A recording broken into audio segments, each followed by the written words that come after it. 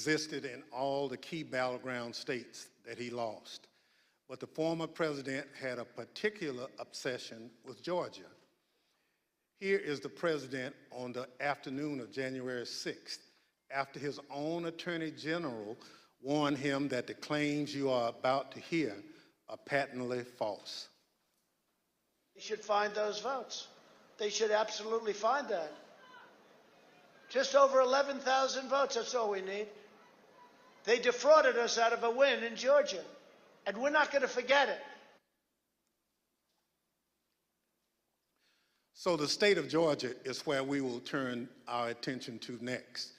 I want to emphasize that our investigation into these issues is still ongoing. As I stated in our last hearing, if you have relevant information or documentary evidence to share with the Select Committee, we welcome your cooperation. But we will share some of our findings with you today. Secretary Raffensperger, thank you for being here today. You've been a public servant in Georgia since 2015, serving first as a member of the Georgia House of Representatives, and then since January 2019 as Georgia's Secretary of State. As a self-described conservative Republican, is it fair to say that you wanted President Trump to win the 2020 election? Yes, it is. Mr. Secretary, many witnesses have told the Select Committee that Election Day, November 3rd, 2020, was a largely uneventful day in their home states. In spite of the challenges of conducting an election during a pandemic, you wrote in the Washington Post that the election was, quote, successful. Tell us, what was your impression of how Election Day had proceeded in Georgia? On Election Day in November, our election went remarkably smooth. In fact, we meet at the GEMA headquarters. That's the Georgia Energy Emergency Management Association meeting location, but we were following wait times in line. In the afternoon, our average wait time was 3 minutes statewide that we were recording for various precincts, and it actually got down to 2 minutes. And at the end of the day, we felt that we had a successful election from the standpoint of the administration and the operation of the election. Thank you. The chair recognizes the gentleman from California, Mr. Schiff. Thank you, Mr. Chairman. Secretary Raffensperger, did Joe Biden win the 2020 presidential election in Georgia, and by what margin? President Biden carried the state of Georgia by approximately 12,000 votes. And Mr. Secretary, as I understand it, your office took several steps to ensure the accuracy of the vote count in Georgia, reviewing the vote count in at least 3 different ways. These steps included a machine recount, a forensic audit, and a full hand recount of every one of the 5 million ballots cast. Did these efforts, including a recount of literally every ballot cast in the state of Georgia, confirm the result? Yes, they did. We counted the ballots where the first tabulation would be scanned. Then when we did our 100% hand audit of the all 5 million ballots in the state of Georgia, all cast in place, all absentee ballots, they were all hand recounted, and they came remarkably close to the first count. And then upon the election being certified, President Trump, because he was within 0.5%, could ask for a recount. And then we recounted them again through the scanners, and we got remarkably the same count. 3 counts, all remarkably close, which showed that President Trump did come up short. Nevertheless, as you will see, the president and his allies began making numerous false allegations of voter fraud, false allegations that you and Mr. Sterling, among others, had to address. Mr. Sterling, thank you also for being here today. Following the 2020 election, in addition to your normal duties, I understand that you became a spokesperson to try to combat disinformation about the election and the danger it was creating for elections officials, among others. In a December 1 press conference, you addressed some of your remarks directly to President Trump. Let's take a look at what you said that day. Mr. President, it looks like you likely lost the state of Georgia. We're investigating. There's always a possibility. I get it, and you have the rights to go through the courts. What you don't have the ability to do, and you need to step up and say this, is stop inspiring people to commit potential acts of violence. Someone's going to get hurt. Someone's going to get shot. Someone's going to get killed. and it's not right. It's not right. Mr. Sterling, what prompted you to make these remarks? Mr. Schiff, we had a previously scheduled press conference that day, as we were in the habit of doing, trying to be as transparent as we could about the election and the counts going on. A little after lunch that day, lunchtime, I received a call from the project manager from Dominion Voting Systems, who was oddly, audibly shaken. She's not the kind of person I would assume would be that way. She has a master's from MIT, a graduate of the Naval Academy, and was very much on the ball and pretty unflappable. And she informed me about a young contractor they had who had been receiving threats from a video had been posted by some QAnon supporters. And at that point, we had been steeping in this kind of stuff. So it was around us all the time. So I didn't take note of it more than adding to the pile of other stuff we were having to deal with. And I did pull up Twitter, and I scrolled through it, and I saw the young man's name. It was a particular tweet that, for lack of a better word, was a straw that broke the camel's back. Had the young man's name. It was a very unique name. I believe he was a first-generation American. And it said, had his name, "You committed treason. May God have mercy on your soul," with a slowly twisting gif of a noose. And for lack of a better word, I lost it. I just got irate. My boss was with me at the time, the Deputy Secretary, Jordan Fuchs, and she could tell that I was angry. I tend to turn red from here up when that happens, and that happened at that time. And she called Secretary Raffensperger to say, "We're seeing these kind of threats, and Gabe thinks we need to say something about it." And the Secretary said yes, and that's what prompted me to do what I did. I lost my temper, but it seemed necessary at the time because it was just getting worse. And I could not tell you why that particular one was the one that put me over the edge, but it did. Now, after you made this plea to the president, did Donald Trump urge his supporters to avoid the use of violence? Not to my knowledge. Now, as we know, the president was aware of your speech because he tweeted about it later that day. Let's take a look at what the president said. In the tweet, Donald Trump claims that there was, quote, "massive voter fraud in Georgia." Mr. Sterling, that was just plain false, wasn't it? Yes, sir. Nevertheless, the very next day, on December 2nd, President Trump released a lengthy video again making false claims of election fraud in Georgia. Let's take a look at what he said this time. They found thousands and thousands of votes that were out of whack, all against me. In fact, the day after Donald Trump released that video, so now we're talking just 2 days after the emotional warning that you gave that someone's going to get killed, representatives of President Trump appeared in Georgia, including Rudy Giuliani, and launched a new conspiracy theory that would take on a life of its own and threaten the lives of several innocent election workers.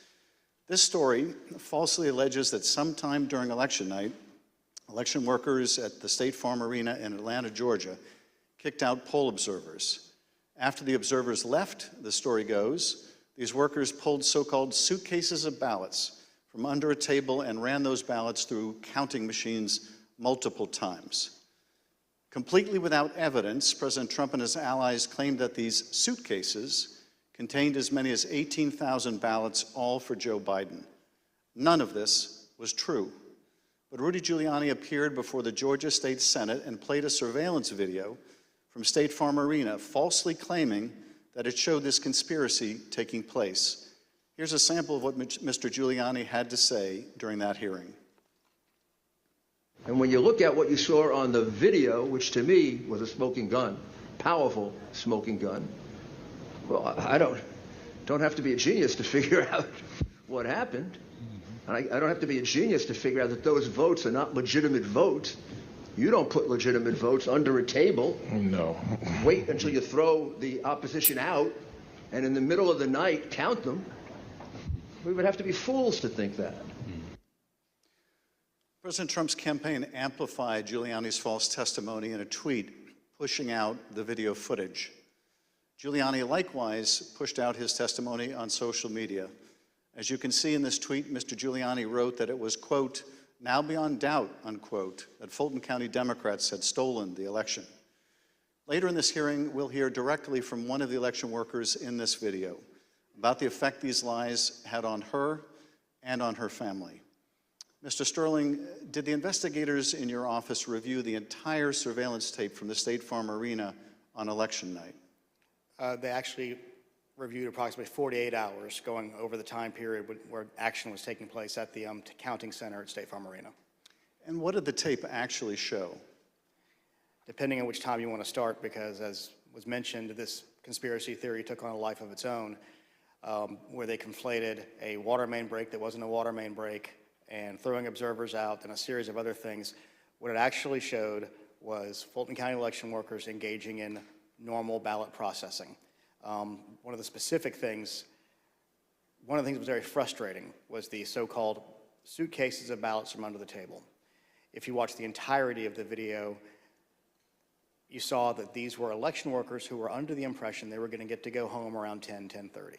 People are putting on their coats. They're putting ballots that are prepared to be scanned into ballot carriers that are then sealed with tamper-proof seals so that they're not messed with. It's an interesting thing because you watch there's 4 screens of the video, and as you're watching it, you can see the election monitors in the corner with the press as they're taking these ballot carriers and putting them under the table. You see it there. One of the other hidden ones, if you looked at the actual tape, was on the outside of the table, just from the camera angle. You couldn't see it originally. And this goes under the no good deed goes unpunished. We were told we were at GEMA, as the secretary pointed out, and we were told that it looked like they were shutting down the Fulton County counting. The secretary expressed some displeasure at that because we wanted to everybody keep counting so we could get to the results and know what was happening. So our elections director called their elections director, who was at another location because this was election day. There was 2 different places where ballot things were being done by the Fulton County office. So he called the elections director from Fulton, then called Ralph Jones, who was at the State Farm Arena, and said, "What the heck are you doing? Go ahead and stay." And as you watch the video itself, you see him take the phone call as people are putting things away and getting ready to leave. And you can tell for about 15, 20 seconds, he does not want to tell these people they have to stay. He walks over, he thinks about it for a second, you see him come back to the corner of a desk and kind of slumps his shoulders and says, "Okay, y'all, we got to keep on counting." And then you see him take their coats off, get the ballots out. And then a secondary thing that you'll see on there is you'll have people who are counting ballots who a batch will go through, they will take them off and run that through again. What happens there is a standard operating procedure. If there is a misscan, if there's a misalignment, if it doesn't read right, these are high-speed, high-capacity scanners. So 3 or 4 will go through after a misscan. You have to delete that batch and put it back through again. And by going through the hand tally, as the secretary pointed out, we showed that if there had been multiple ballots scanned without a corresponding physical ballot, your counts would have been a lot higher than the ballots themselves. And by doing the hand tally, we saw 2 specific numbers that were met. The hand tally got us to a 0.1053% off of the total votes cast and 0.0099% on the margin, which is essentially dead-on accurate. Most academic studies say on a hand tally you'll have between 1% and 2%, but because we use ballot marking devices where it's very clear what the voter intended, it made it a lot easier for us to conduct that hand count and show that none of that was true. Now, I understand that when you reviewed these tapes and did the analysis, it disproved this conspiracy theory.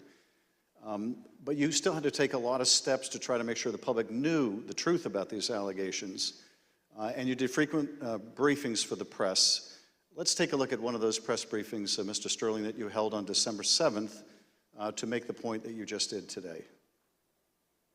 Move on to what I'm going to call Disinformation Monday.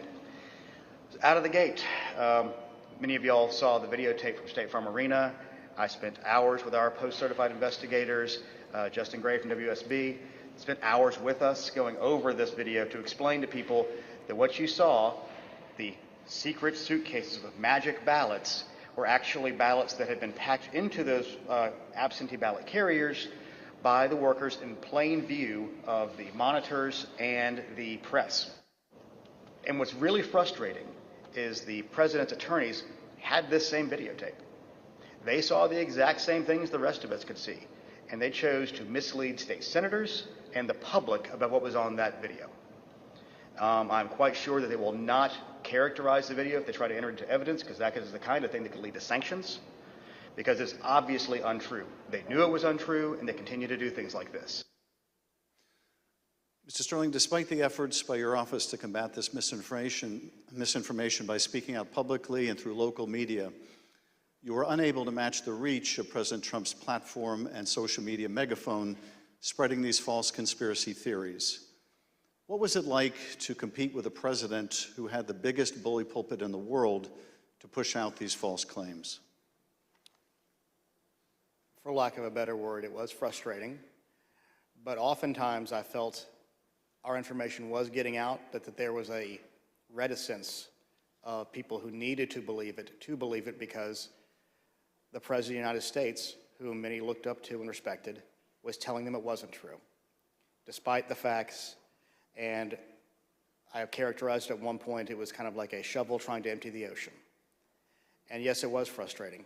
I even have, family members who I had to argue with about some of these things, and I would show them things, and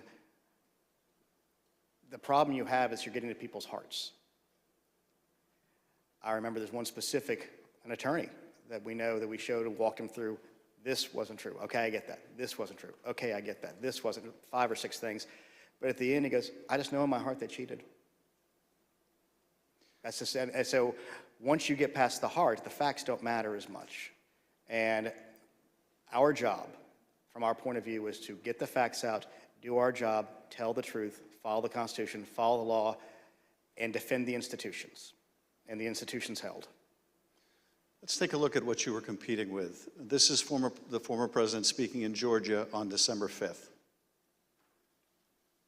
Evidence of fraud is overwhelming, and again, I'm going to ask you to look up at that very, very powerful and very expensive screen.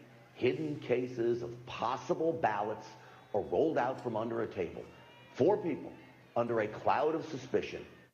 So, if you just take the crime of what those Democrat workers were doing, and by the way, there was no water main break. They said there was no water main break. That's 10 times more than I need to win this state. 10 times more. It's 10 times, maybe more than that, but it's 10 times more because we lost by a very close number. In this committee's hearing last Monday, we heard from senior federal law enforcement officials, from the senior-most federal law enforcement official in Atlanta at the time, U.S. Attorney for the Northern District, B.J. Pack, as well as former Attorney General Bill Barr. They both testified that the allegations were thoroughly investigated and found to have no merit. Here is U.S. Attorney Pack.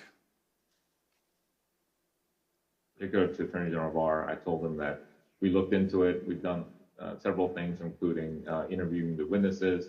I listened to the tapes and reviewed the videotape myself, and that there was nothing there. Giuliani was wrong in representing that this was a suitcase full of ballots. And here's what Attorney General Bill Barr had to say about the same allegations.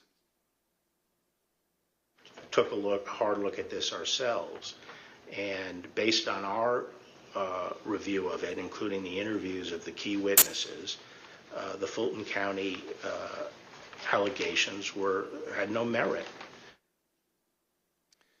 We also have testimony from senior Department of Justice officials establishing that they specifically told President Trump that these allegations had been thoroughly investigated and were completely without merit. Here's Acting Deputy Attorney General Richard Donoghue describing a phone conversation in which he specifically told President Trump that these allegations were false.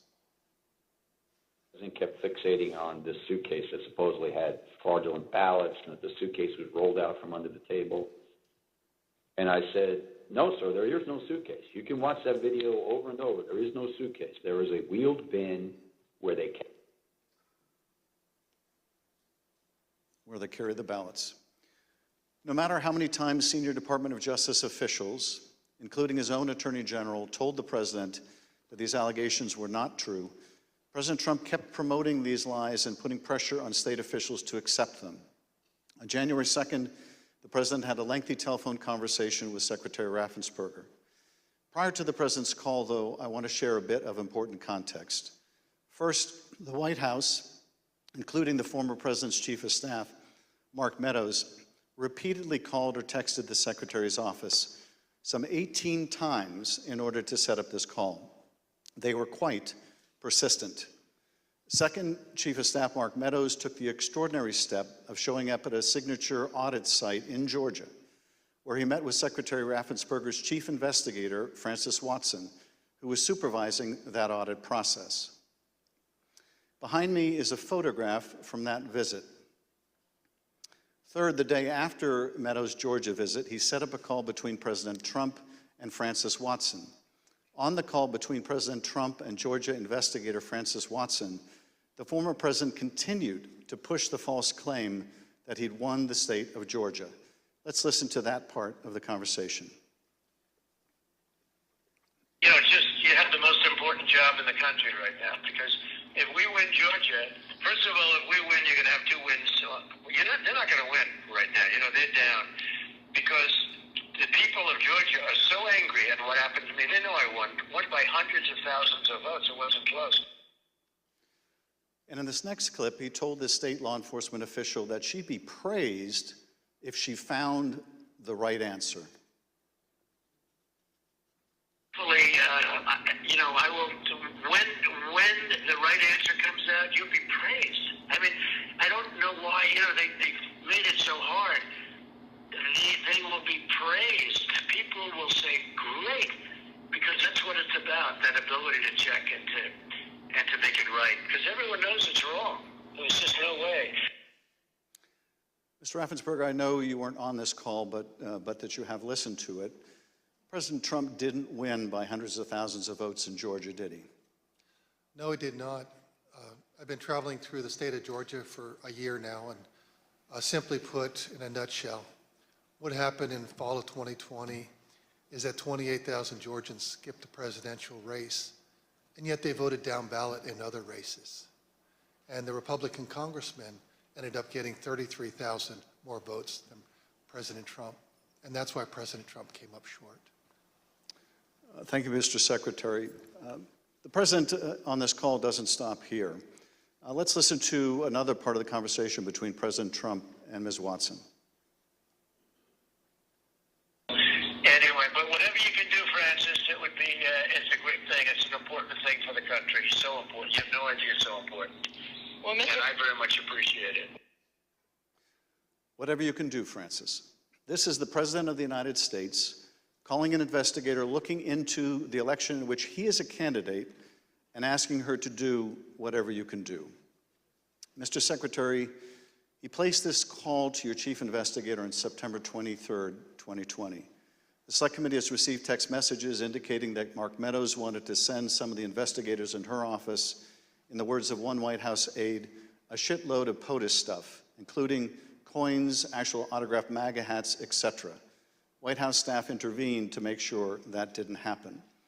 It was clear at the time of this call that the former president had his sights set on January 6th. Listen to this portion when he told Francis Watson about a very important date.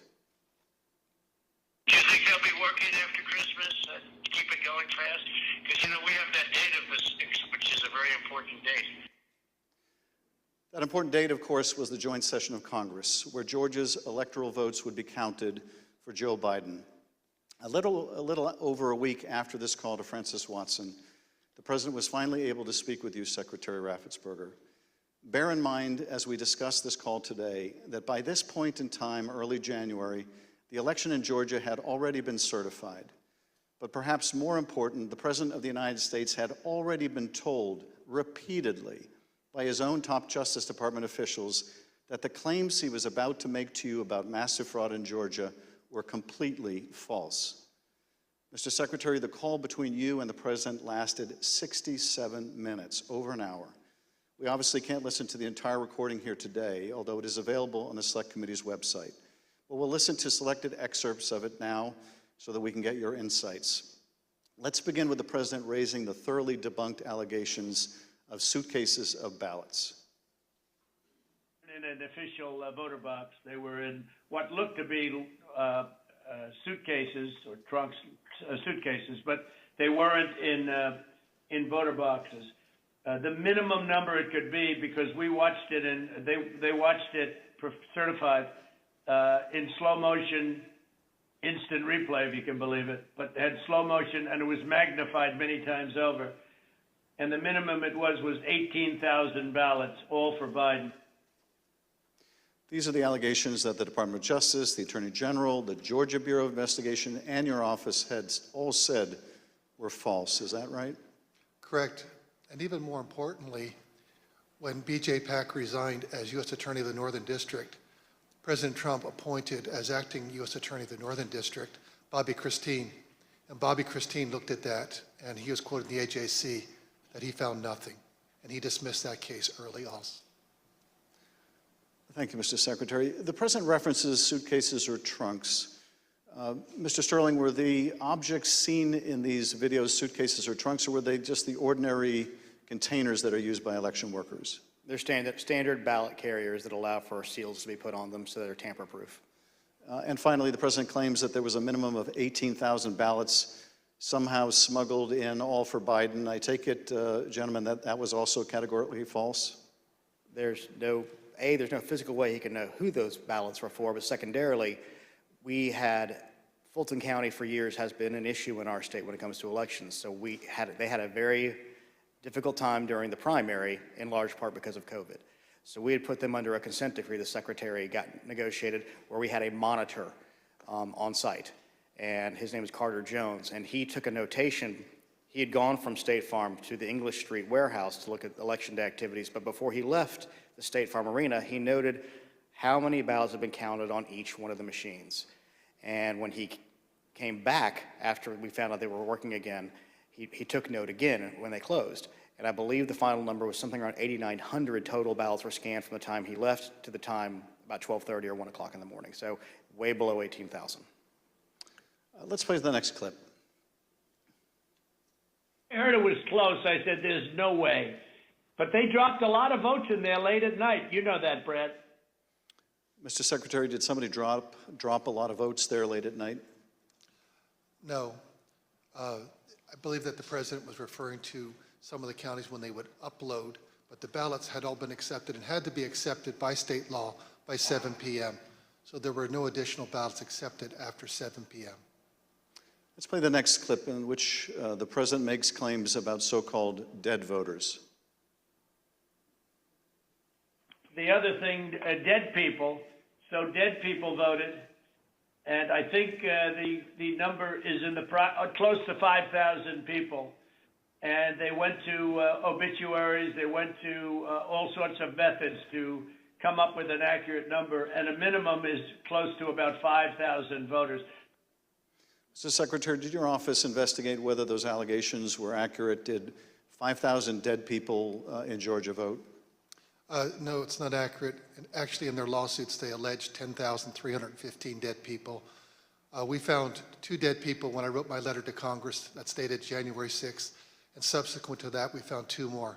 That's 1, 2, 3, 4 people, not 4,000, but just a total of 4, not 10,000, not 5,000. Let's play the next clip.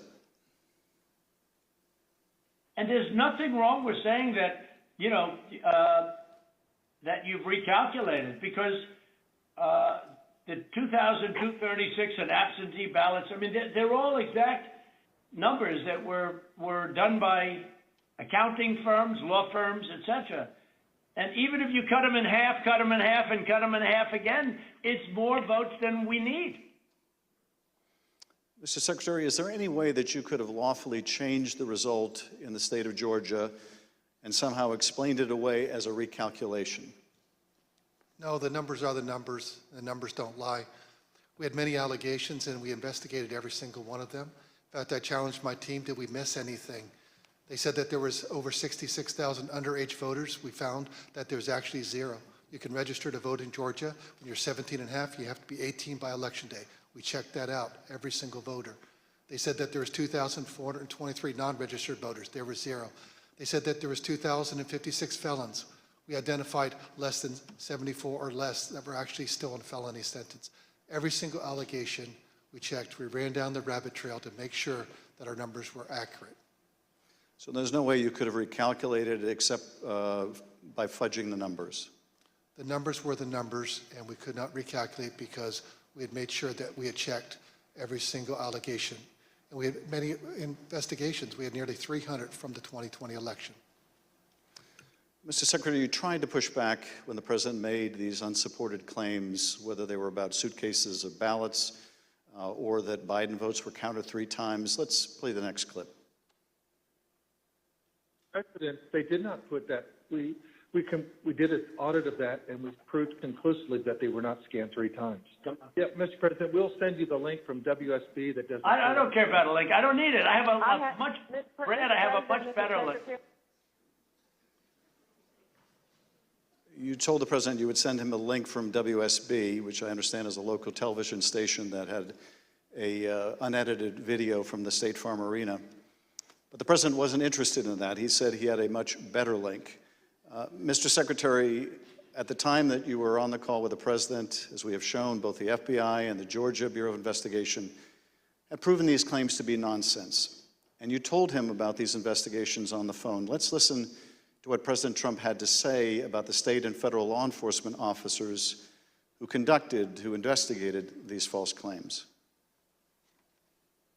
There's no way they could find, then they're incompetent. They're either dishonest or incompetent, okay? There's only 2 answers, dishonesty or incompetence. There's just no way. Look, there's no way. But the president didn't stop at insinuating that law enforcement officers were either dishonest or incompetent. He went on to suggest that you could be subject to criminal liability for your role in the matter. Before I play that portion of the conversation, I'd like to show you something that the president retweeted a couple weeks before your call with him. Here's the president retweeting a post from one of his allies, a lawyer who was later sanctioned by a judge in Michigan for making false claims of election fraud. Let's take a look at that tweet. The tweet read, quote, "President Trump, @RealDonaldTrump, is a genuinely good man. He does not really like to fire people. I bet he dislikes putting people in jail, especially, quote unquote, Republicans. He gave @Brian Kemp, Georgia, and @Georgia Secretary of State every chance to get it right. They refused. They will soon be going to jail." So on your call, this was not the first time the president was suggesting you might be criminally liable. With that, let's listen to this portion of the call. I think you're going to find that they are shredding ballots because they have to get rid of the ballots because the ballots are unsigned. The ballots are corrupt. And they're brand new and they don't have seals. And there's a whole thing with the ballots, but the ballots are corrupt. And you're going to find that they are, which is totally illegal. It's more illegal for you than it is for them because you know what they did and you're not reporting it. That's a criminal offense. And you can't let that happen. That's a big risk to you and to Ryan, your lawyer. That's a big risk. Secretary Raffensperger, after making a false claim about shredding of ballots, the president suggested that you may be committing a crime by not going along with his claims of election fraud. And after suggesting that you might have criminal exposure, President Trump makes his most explicit ask of the call. Let's play a part of that conversation. So, look, all I want to do is this. I just want to find 11,780 votes, which is one more than we have, because we won the state. Mr. Secretary, was the president here asking you for exactly what he wanted, one more vote than his opponent? What I knew is that we didn't have any votes to find. We had continued to look. We investigated, like I just shared the numbers with you. There were no votes to find. That was an accurate count that had been certified. And as our general counsel said, there was no shredding of ballots. Mr. Secretary, after making this request, the president then goes back to the danger of having you deny these allegations of fraud. Let's listen to that part of the clip. And I watched you this morning and you said, well, there was no criminality, but I mean, all of this stuff is very dangerous stuff. When you talk about no criminality, I think it's very dangerous for you to say that. Secretary Raffensperger, you wrote about this in your book, and you said, quote, "I felt then and still believe today that this was a threat. Others obviously thought so too. because some of Trump's more radical followers have responded as if it was their duty to carry out this threat. Please tell us what you, your wife, even your daughter-in-law experienced regarding threats from Trump's more radical followers. Well, after the election, my email, my cell phone was doxxed, and so I was getting texts all over the country, and then eventually my wife started getting the text, and hers typically came in as sexualized texts, which were disgusting. You have to understand that Trish and I, we met in high school, and we've been married over 40 years now, and so they started going after her, I think, just to probably put pressure on me. Why don't you just quit, walk away? And so that happened. And then some people broke into my daughter-in-law's home, and my son has passed, and she's a widow and has 2 kids, and so we're very concerned about her safety also. And Mr. Secretary, why didn't you just quit and walk away? Because I knew that we had followed the law and we had followed the Constitution. And I think sometimes moments require you to stand up and just take the shots when you're doing your job. And that's all we did. You know, we just followed the law and we followed the Constitution. And at the end of the day, President Trump came up short. But I had to be faithful to the Constitution. And that's what I swore an oath to do. During the remainder of the call, the former president continued to press you to find the remaining votes that would ensure his victory in Georgia. Let's listen to a little more. Why wouldn't you want to find the right answer, Brad, instead of keep saying that the numbers are right? So look, can you get together tomorrow? And Brad, we just want the truth. It's simple. And everyone's going to look very good if the truth comes out. It's okay. It takes a little while, but let the truth come out. And the real truth is I won by 400,000 votes, at least. So what are we going to do here, folks? I only need 11,000 votes. Fellas, I need 11,000 votes. Give me a break. 4 days after the president's call to Secretary Raffensperger was January 6th. The president whipped up the crowd in front of the ellipse, once again promoting the allegation that Secretary Raffensperger, the president's own attorney general, had told him was false. Here he is on the ellipse. In Fulton County, Republican poll watchers were ejected, in some cases physically, from the room under the false pretense of a pipe burst, water main burst, everybody leave, which we now know was a total lie. Then election officials pulled boxes, Democrats, and suitcases of ballots out from under a table, you all saw it on television, totally fraudulent, and illegally scanned them for nearly 2 hours, totally unsupervised. Tens of thousands of votes. This act coincided with a mysterious vote dump of up to 100,000 votes for Joe Biden, almost none for Trump. Oh, that sounds fair. That was at 1:34 a.m. Mr. Secretary, Mr. Sterling, I want to thank you for your service to the state of Georgia and to the country. Speaker Bowers, likewise, I want to thank you for your service to the state of Arizona and to the country. You have served not only your home states, but our nation and our democracy. Mr. Chairman, I yield back.